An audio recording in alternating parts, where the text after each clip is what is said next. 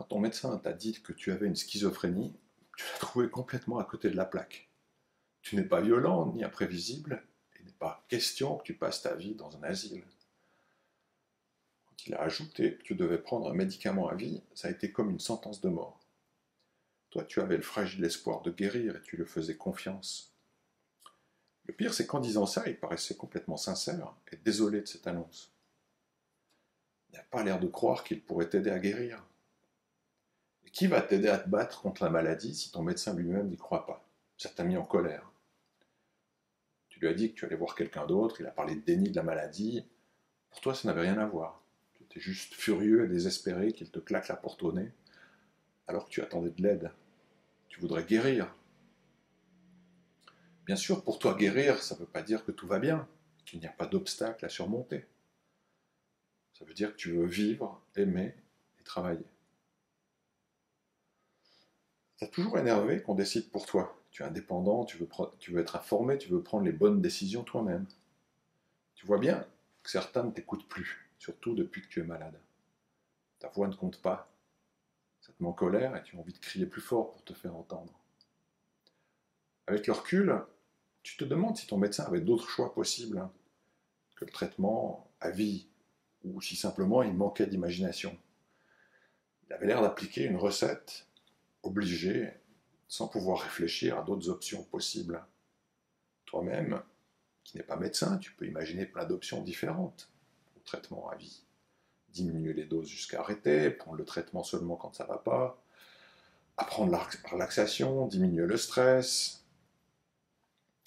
Viser d'arrêter le traitement, c'est un rêve. Ça te semble évident que ça doit être le rêve de tous les malades. Celui du diabétique d'arrêter les injections d'insuline, celui du cancéreux d'en finir avec la chimiothérapie. Pourquoi est-ce que ça ne serait pas le tien? Ton médecin parle de risque de rechute. Mais qu'est-ce que ça veut dire, la rechute?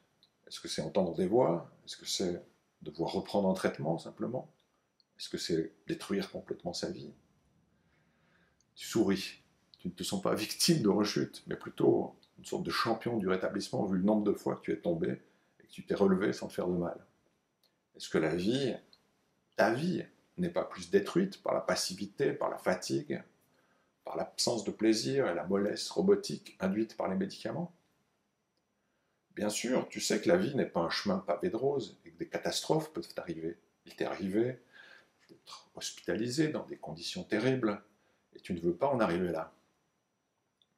Mais si rechuter, c'est de devenir un peu parano, d'entendre quelques voix qui n'envahissent pas toute ta vie, alors ça ne te paraît pas si grave. Et en fait, tu as le temps de savoir comment réagir. Maintenant, tu sais bien comment ça se passe.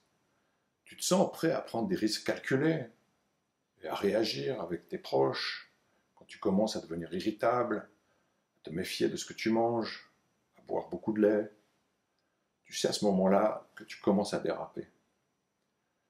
L'important, c'est la confiance, l'alliance avec tes amis et tes proches, pouvoir discuter avec ton médecin sans qu'il réagisse avec inquiétude à chacune de tes paroles, lutter ensemble contre une force qui te dépasse, surfer sur la vague plutôt que de se laisser rouler par elle. Personne n'imagine surfer sur une vague du premier coup. Ça demande de l'expérience, des essais et des erreurs, de se casser la gueule, de risquer de se noyer, d'avoir le courage de recommencer, de risquer encore.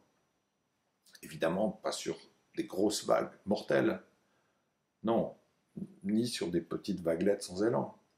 De vraies vagues, avec d'autres surfeurs pour transmettre leur expérience, des amis qui attendent sur le bord, et des sauveteurs prêts à se mobiliser.